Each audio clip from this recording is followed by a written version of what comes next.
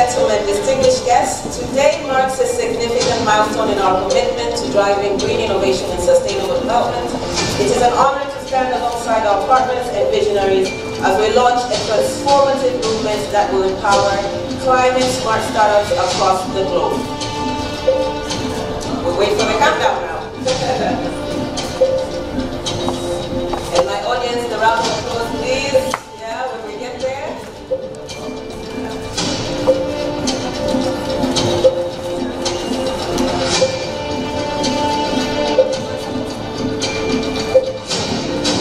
So Ambassador Ziti, you need to also join him. Yes, thank you.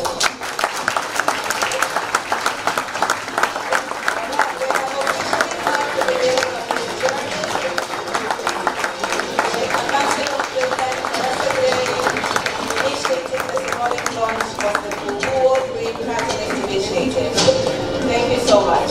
I think we can have a group photo first. Your Excellency, before, again, I kindly we ask you to.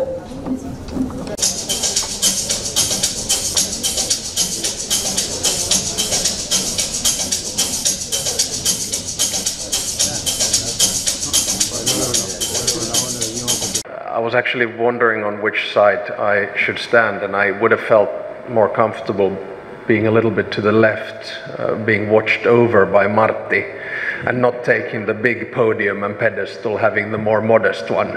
I think that would have been the approach of Martti, but when a former president sort of shows that, you know, this is where you come, then I come here. It's really lovely to be here today, and I feel very honored and privileged to be here in Tanzania to share some memories of Martti with people who've worked with him over the years.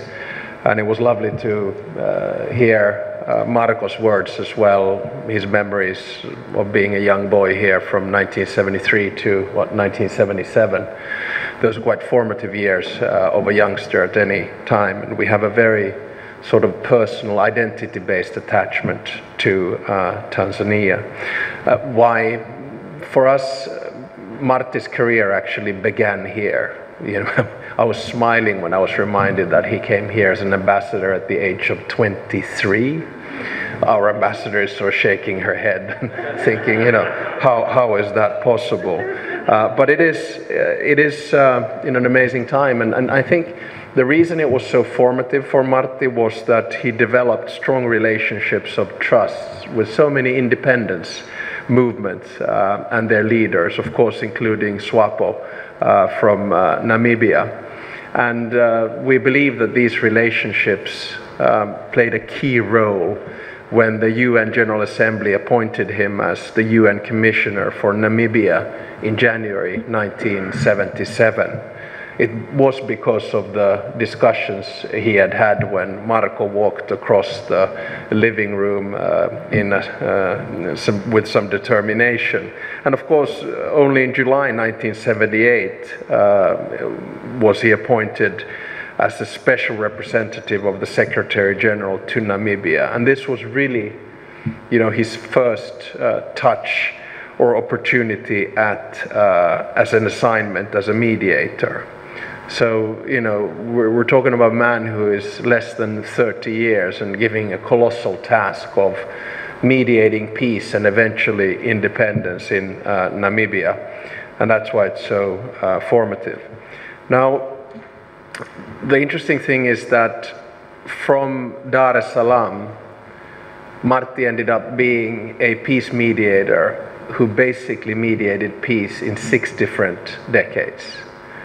I believe that the reason for his Nobel Peace Prize was that he is one of the few human beings in living memory or indeed in history who has mediated peace on 3 different continents.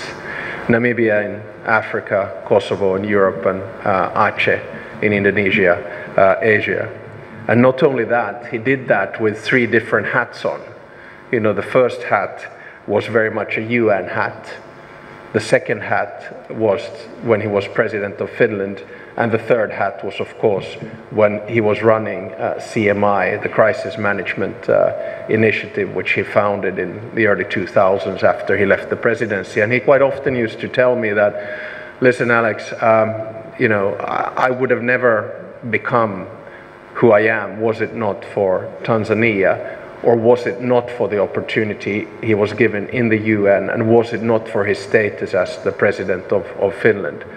And I had the great privilege of being the chairman of the board of CMI for 6 years after Martti handed it over. And I feel that I've been sandwiched between the Ahtisaaris, because first it was Martti, then it was me, and then it was Marko. But I look at the organization right now and its transformation into a peace mediation foundation, that it's done really well for itself. The CMI has roughly 100 employees and is involved with anywhere between 20 to 30 conflicts at any given time. And I must say that the demand is much higher than what can be supplied. So I do think that, you know, his time here in Dar es Salaam was, and especially Namibia, I mean, he was inexperienced in Namibia. It was one of those things that people sort of gave this young man a mission impossible. But he learned so much from it that when he did Kosovo and when he did Aceh, he was very much a seasoned diplomat. Now, of course, by then, one of his big theses was that in peace negotiations or peace mediation, timing is everything. And sometimes you have to take the risk. But one of Martti's basic philosophies was also he would never take on a task where he thought that there would be zero chance of mediating peace.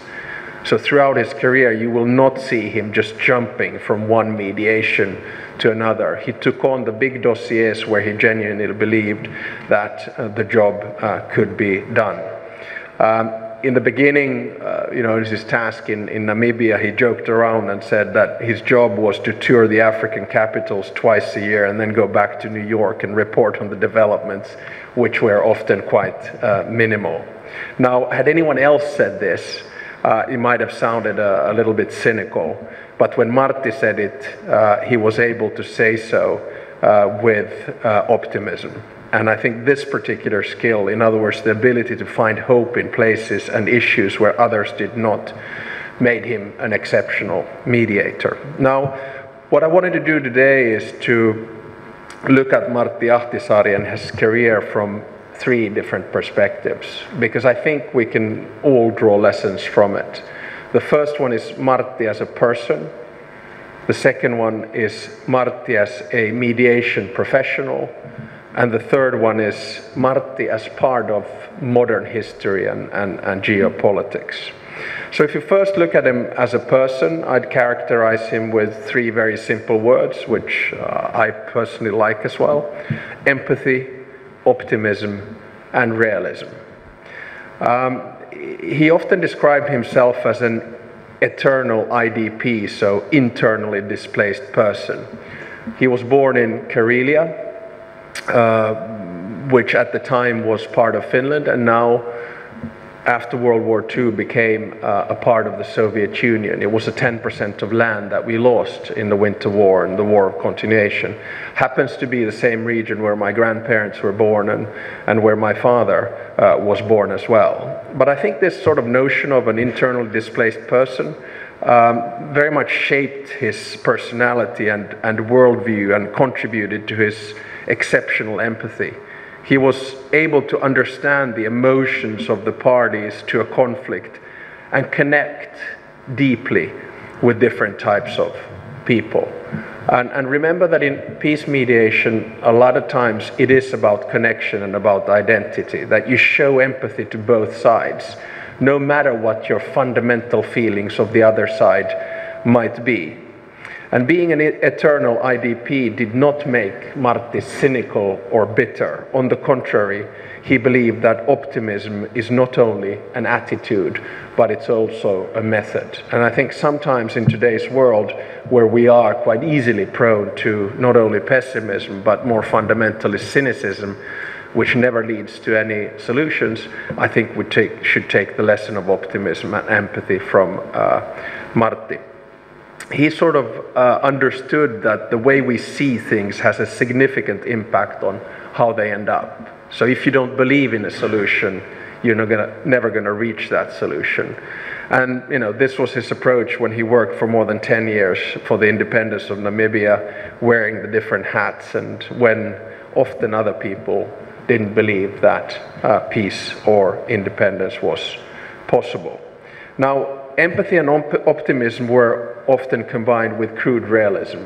And for some people, realism sounds a little bit harsh. We learn of theories of realism in international relations. But I don't think that for Martti it was that. He saw the world as it was and acted accordingly. So Martti never saw the world as he wanted it to be. He acted on the basis on how the world actually was. And I think that's one of the key qualities, not only in diplomacy, but in peace mediation. And that's, I think, what made him an exceptional mediator. Now, the good thing with Martti was that no matter what the conflict was, both parties always trusted him. So he never made the mistake of breaching the trust of the other party, whether in Namibia, Kosovo, or Aceh. He understood that trust is something that can be built and should be used wisely. While most of the time he was very easygoing, flexible, and funny, he made a lot of jokes, he made a lot of people laugh, but at the same time he was able to choose the issues and situations where party needed to hear what is realistic and what is not. And at times there were moments in peace negotiations when he got really mad. And as we all know, you don't want to see Martti Ahtisaari mad. When he banged his fist on the table, the parties realized that, okay, we've reached the point that perhaps it's best for us now to find a solution. But even in those situations, he was able to deliver unpleasant facts in a way that he felt felt almost like a gift to those receiving the message. And I just want to, take that thought and understand that now we live in a world where a lot of people don't want to face up to realities. If you have someone who can come up and say that, listen, we simply have to do this, whether it's Russia, Ukraine, whether it's Israel, Palestine, whether it's Sudan, I think it's always very useful. Now, the second point about Martti I wanted to make was him as a professional mediator. The irony, of course, is that here we are talking about Martti Ahtisaari's legacy, and we always talk about CMI as a center of peace mediation, but Martti never saw himself as a mediator, right? He sort of looked at things from a different perspective, and he described his work as that of an honest broker rather than a mediator. And this meant that he took a very clear principled position from the very beginning. So he had a vision of what the end state of a conflict should be, and only then did he begin the process of exploring what was possible within the given framework. So, just through the three examples. So in Namibia and Kosovo, the principled position was independence. End of conversation. I go into this negotiation only if I know that I can achieve independence for Namibia and Kosovo. And he made that clear to the parties in Namibia, and he made it clear between the Kosovars and the Serbs. But in Indonesia, the starting point of the process was autonomy for the province of Aceh. So he went in there and told both parties that, listen, this is not about the independence of Aceh, this is about autonomy. And when, as a peace mediator, you start from that basis, I think it gives you a clear vision where you go. So from the beginning of the process, he was very, very clear that the only issue he was prepared to explore in Aceh was autonomy. And if the parties wanted independence, they would have to find someone else to do the job. And of course, once again, Martti on this one succeeded.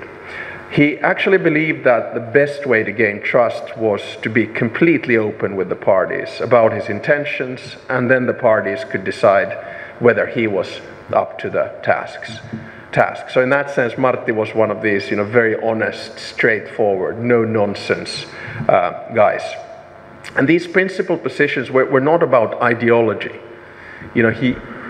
I'm not saying he was agnostic to ideology, but he wasn't going in there portraying some kind of a political, ideological position and saying, well, because you're from the left or because you're from the right, I'm going to agree or disagree with you. Quite the contrary, his thinking was based on crude realpolitik assessment of the actual situation. So for Martti, the key condition for successful peace process was the alignment of the superpowers, and this set the basic parameters of the process. And I'm going to get to this in a second, but he looked at the global context, at that time, most of the time, either, Cold War or post-Cold War, and he felt that without the consensus by the superpowers, a sustainable peace is not realistic. So always had in mind, the big game that was going on. And at the same time, Martti was very principled, so he wasn't, his realpolitik wasn't agnostic to values, but he was very principled about the idea that only the parties to the conflict can make a peace. So he never took the credit himself. He always said, I'm just here to find common ground between the two of you, and you are the ones who own the peace. And I think it's a very good position to have in all the conflicts today as well. You can't have a peace mediator that bangs on his chest and said, I did the peace. No, the peace was done by the two parties involved. So as a mediator, I guess in his case as an honest broker, he could help the parties to explore the parameters of peace, but the parties had to make the final decisions. And this is the only way to ensure that peace is sustainable. And I want to remind everyone that the three key peace agreements that he negotiated, they have all been sustainable. From the 1970s, from the 1990s, and from the 2000s to today. And these parameters were central to Martti's most important task. So the starting point was to find a solution that would maximize fairness and a sense of justice despite the parameters set by realpolitik. So in Aceh, this led to maximizing the various aspects of autonomy without giving independence to anyone. In Kosovo, it led to a model where the Serb minorities who were aligned with Serbia against the independence of Kosovo were given very broad minority rights in the constitution of Kosovo. My third and final point before I conclude is a short one, and that is Martti as part of history. Now, while some of the qualities and methods of his brokering or mediation are universal, the work of Martti is also a big part of history and, of course, international relations. So the independence of Namibia is closely linked to the end of the Cold War and apartheid. When the Soviet Union collapsed, the struggle between ideologies lost its relevance, at least for a while. So there was more space to think about what was actually good for people and their future. So the timing was perfect in the sense that I'm not saying we moved into an non-ideological world, but at least the systemic rivalry between the Soviet Union and the United States, between communism and capitalism, wasn't there anymore. In Aceh, the peace agreement was signed in the aftermath of 9/11, Afghanistan, and Iraq. At that time, there was a strong global consensus on the need for the limit of the threat posed by non-state armed actors, right?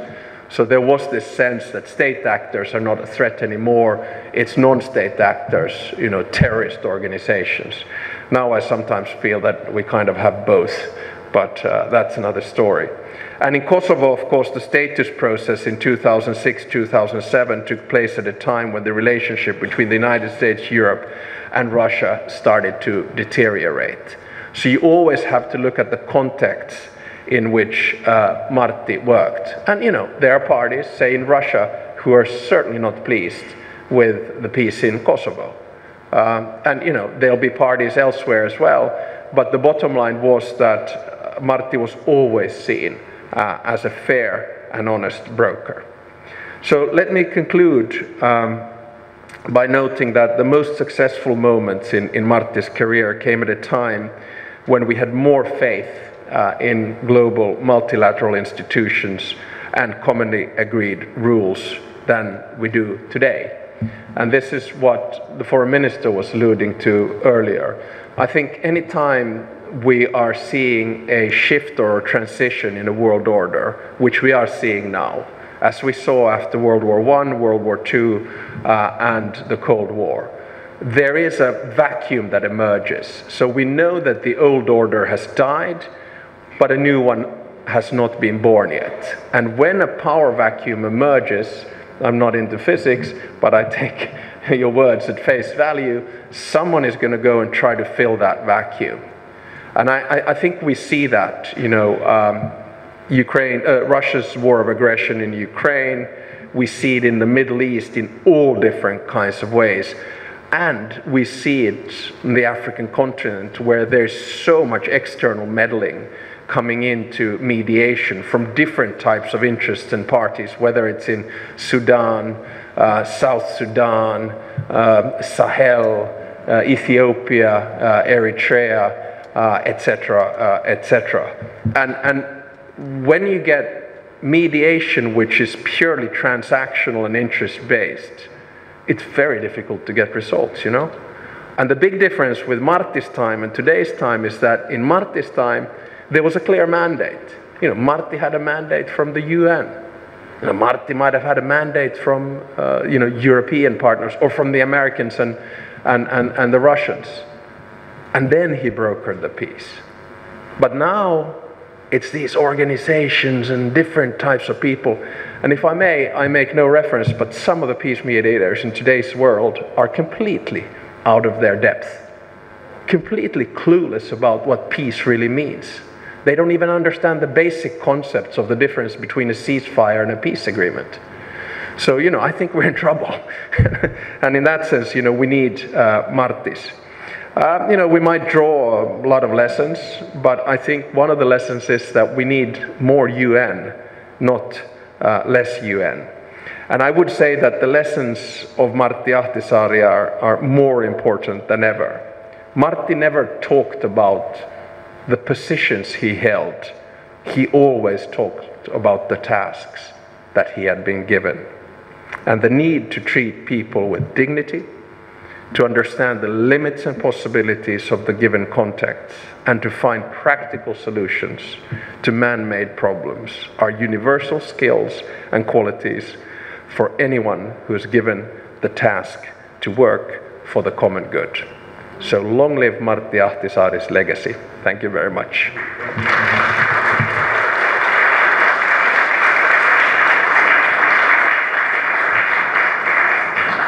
Thank you very much, Your Excellency, for those thoughtful, powerful, and inspiring remarks.